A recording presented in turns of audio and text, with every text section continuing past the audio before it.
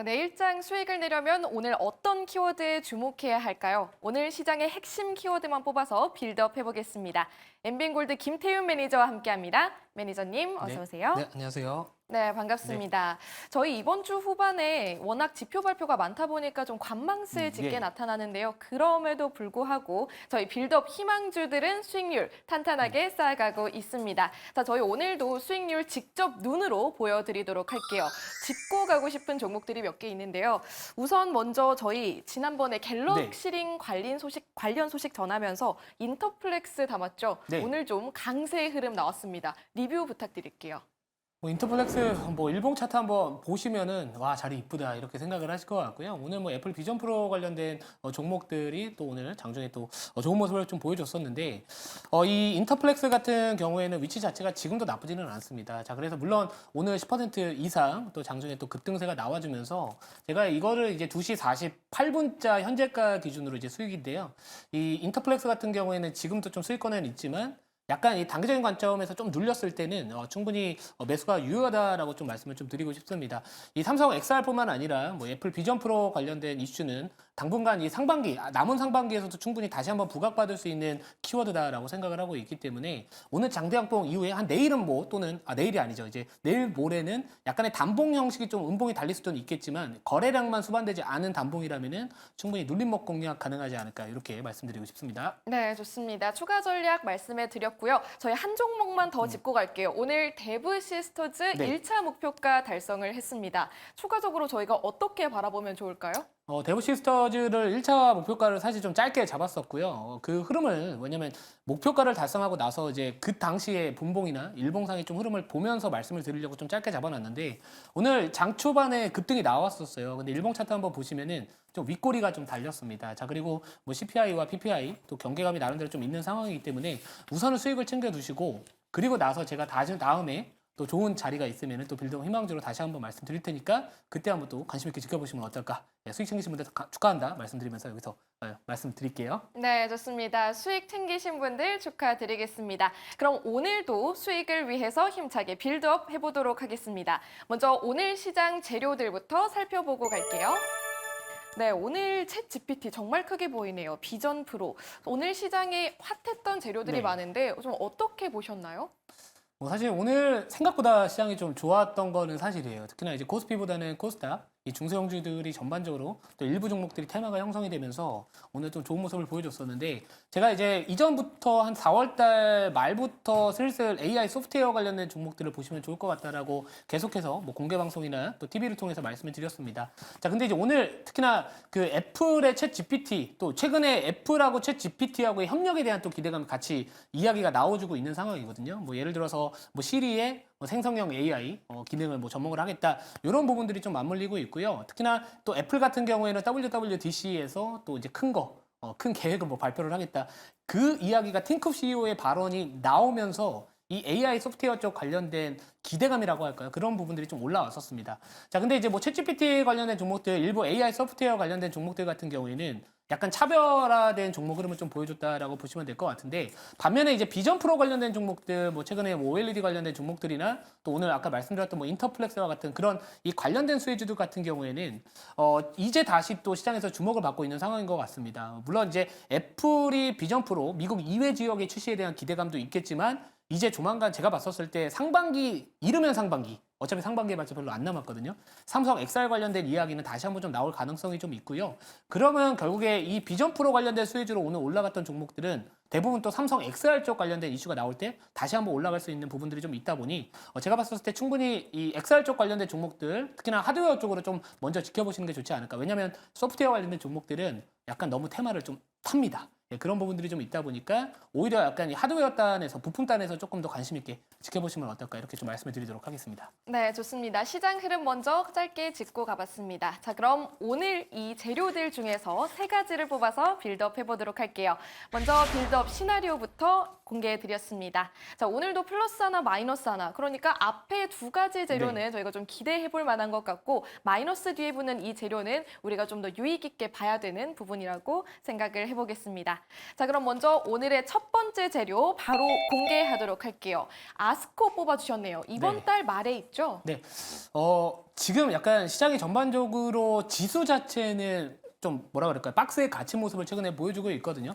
그러니까 하루 오르고 예를 들어 뭐 코스피가 가면 코스닥이 빠지고 아니면 코스닥이 가면 코스피가 못 가고 이런 약간의 횡보 장세가 나타나고 있기 때문에 우선 우리가 지금 시장에서 의존할 수 있는, 의지할 수 있는 키워드는 결국 이벤트 드리븐 전략이지 않을까 이렇게 생각을 하고 있습니다. 자, 그래서 이번 달 말 되면은 이 아스코 학회 일정에 대한 기대감이 또 이제부터 다시 또 올라오고 있다라고 생각을 할 거고요.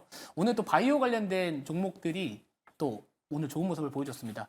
결국에는 이 수급이 그동안 한쪽으로 좀 쏠렸던 부분들이 좀 있다 보니 그게 지금 약간 분산되면서 지금 그동안 다음 주도주가 어디가 될 것이냐라는 부분들이 시장에서 많이 갈망을 하고 있는 것 같은데 제가 봤을 때 바이오는 우선은 이번 달 남은 5월 달은 좀 주목을 해볼 만하지 않을까 이렇게 말씀을 드리고 싶습니다.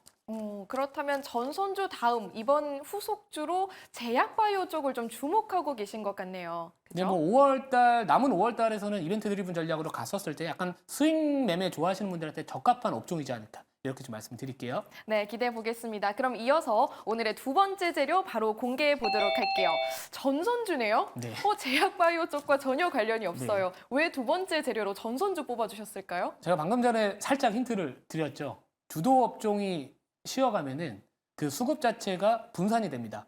자, 사실 우리가 이제 CPI과 PPI 등 주요 미국의 경제 지표 발표를 앞두고 있기 때문에 전일 밤 미국 증시를 보면은 전반적으로 혼저세 마감을 했거든요. 뭐 다우나 S&P 500, 나스닥, 러셀 2000 이런 주요 지수들이 전반적으로 혼저세 마감을 했습니다. 자, 근데 우리나라 오늘 코스닥 같은 경우에는 1% 정도 또 급등을 했거든요. 자, 그럼 왜 거기서 미국 장악과는 다르게 우리나라 증시가 오늘 특히나 코스닥이 올랐을까 고민을 해볼 시점이다라고 생각을 했고 전선주가 최근에 워낙 이 포모의 주인공이었죠. 이전에 이제 과거에 2차 전지 관련된 종목들 특히나 에코프로 그룹주들이 수급을 빨아들였을 때는 다른 업종이 못 갔었습니다. 근데 최근 이 포모에 대한 이런 현상 자체가 이 전선주에서 나타났다라고 좀 볼 수가 있던 상황이었는데 그 전선주가 약간은 지금 쉬어가고 있다.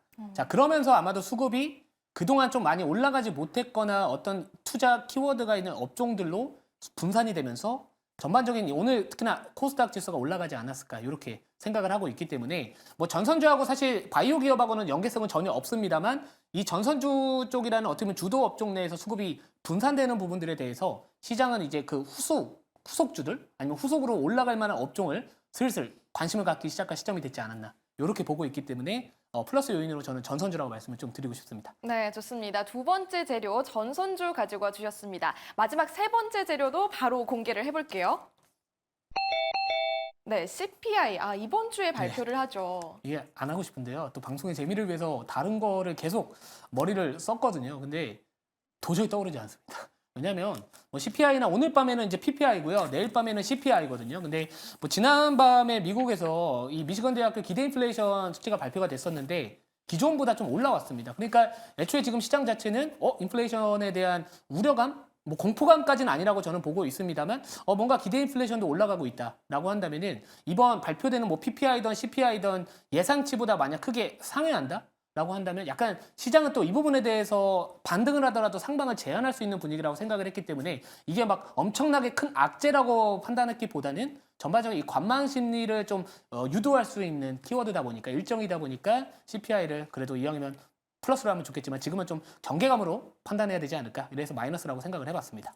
네, 좋습니다. 오늘 시장의 핵심이 되는 세 가지 재료 뽑아서 더하고 마지막에 CPI를 빼봤습니다. 자, 이렇게 나오는 오늘의 빌드업 희망주 뭘로 뽑아주셨을까요?